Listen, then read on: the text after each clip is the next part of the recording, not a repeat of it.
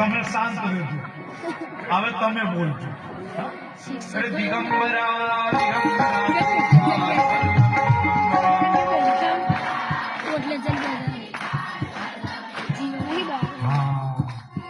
અહીં બરાબર છે, અહીં બેરોનું સામ્રાજ્ય હશે. પણ જો હું અહીંયા આવ્યો છું ને કે કઈ ભાગલા પડાવવા નથી આવ્યો, એટલે હવે તમે બંને જણા હાથે બોલો. અરે દિગંબરા દિગંબરા